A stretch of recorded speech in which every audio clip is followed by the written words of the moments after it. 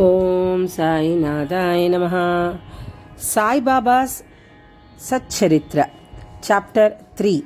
Sai Baba's Sanction and Promise, Assignment of Work to Devotees, Baba's Stories as Beacon Light, His Motherly Love, Rohilla's Story, His Sweet and Nectar-like Words. These are the things which we are going to study today.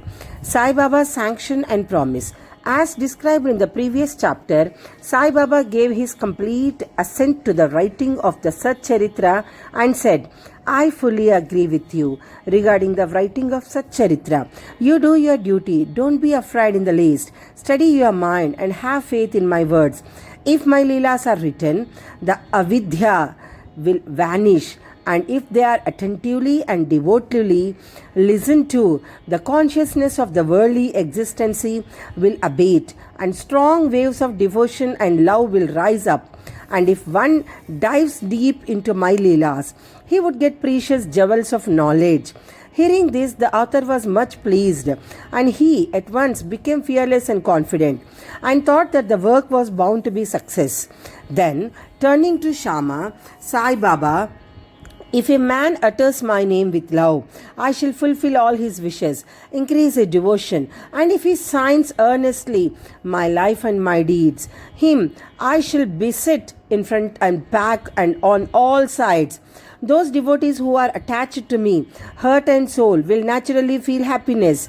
When they hear these stories, believe in me that if anybody sings my Leelas, I will give him infinite joy, everlasting contentment. It is my special characteristic to free any person who surrenders completely to me, and who worships me faithfully, and who remembers me and meditates on me constantly. How can they be conscious of worldly objects and sensations? Who utter my name, who worship me, who think of my stories and my life, and who thus always remember me? I shall draw out my devotees from the jaws of the death. If my stories are listened to, all the diseases will be got rid of. So, here, my stories with respect and think and meditate on them, assimilate them. This is the way of happiness and contentment. The pride and egoism of my devotees will vanish. The mind of the hearers will be set at rest. And if he has wholehearted and complete faith, he will be one with supreme consciousness. The simple remembrance of my name as Sai, Sai will do away with sins of speech and hearing. Different works assigned to devotees. The Lord entrusts different works to different devotees. Some are given the work of building temples and mats or ghats on rivers. Some are made to sing the glories of God. Some are sent on pilgrimages, but to me was allotted the work of writing the Sai Satcharitra. Being a jack of all trades, but master of none, I was quite unqualified for this job. Then why should I undertake such a difficult task? Who can describe the true life of Sai Baba? Sai Baba's grace alone can enable one to accomplish this difficult work.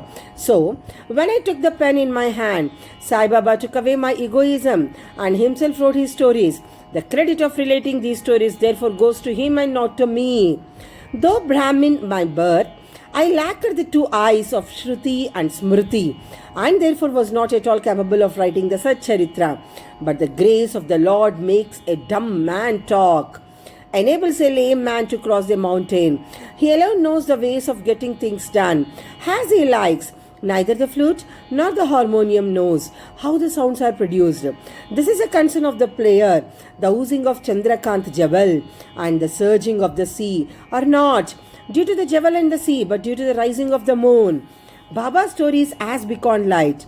Lighthouses are constructed at various places in the sea to enable that boatman to avoid rocks and dangers and make them sail safely. Sai Baba's stories serve a similar purpose in the ocean of worldly existence. They surpass nectar in sweetness and make our worldly path smooth and easy to traverse. Blessed are the stories of the saints. When they enter our hearts through the ears, the body, consciousness or egoism and the sense of duality vanish. And when they are stored in the heart, doubts will evade, pride of the body will fall, and wisdom will be stored in abundance. The description of Baba's pure fame and the hearing of the same with love will destroy the sins of the devotee, and therefore this is a simple sadhana for attaining salvation. The sadhana for Krita age was Sama Dama for Treta age. sacrifice for Dwapar worship, and for Kali age it is singing of the name and glory of the Lord. This last sadhana is open to all the people of the four varnas. The other sadhanas, yoga, tyaga, dharana, are very difficult to practice. But singing and hearing the stories and the glory of the Lord is very easy. We have only to turn our attention towards them. The listening and the singing of the stories will remove the attachment to the senses and their objects, and will make the devotees dispassionate, and will ultimately lead them to self-realization. With this end in view, Sai Baba made me write his stories at Sat Charitra. The devotees may now easily read and hear the stories of Sai Baba, and while doing so, meditate on him, his form, and thus attain devotion to Guru and God. Get dispassion and self-realization in the preparation and writing of this work. Sat Charitra, it is Sai Baba's grace which has accomplished everything, making use of me as a mere instrument. Motherly love of Sai Baba. Everybody knows how a cow loves her infant calf. Her udder is always full, and when the calf wants milk and dashes at the udder, out comes the milk in an unceasing flow. Similarly, a human mother knows the want of her child beforehand and feeds him at her breast in time. In case of dressing and adorning the child, the mother takes particular care to see that this is well done. The child knows or cares nothing about this, but the mother's joy knows no bounds. When she sees her child well dressed and adorned, the love of the mother is peculiar, extraordinary, and disinterested, and has no parallel. Sadgurus feel this motherly love towards his disciples. Sai Baba had the same love towards me, and I give an instance of it below. In 1916, I retired from government service. The pension that was settled in my case was not sufficient to maintain my family decently. On Guru Purnima day of that year, I went to Shirdi with other devotees. There, Mr. Anna Chinchanikar of his own accord prayed to Baba for me as follows. Please look kindly at him. The pension he gets is quite insufficient. His family is growing. Give him some other appointment, remove his anxiety and make him happy. Baba replied, he will get some other job, but now he should serve me and be happy. His plates will be ever full and never empty. He should turn all his attention towards me and avoid the company of atheists, irreligions, and wicked people. He should be modest and humble towards all and worship me with heart and soul. If he does this, he will get eternal happiness. The question, who is this he whose worship is advocated, is already answered in a note on who is Sai Baba in the prologue at the beginning of this work. Rohilla's story.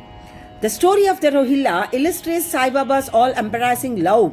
One Rohilla, tall and well-built, strong as a bull, came to Shirdi wearing a long kafani and was enamored of the Sai, who stayed there day and night. He used to recite in a loud and harsh tone the kalma from holy and shout, Allahu Akbar. Most people of Shirdi were working in their fields during the day, and when they returned their homes at night, they were welcomed with Rohilla's harsh cries and shouts.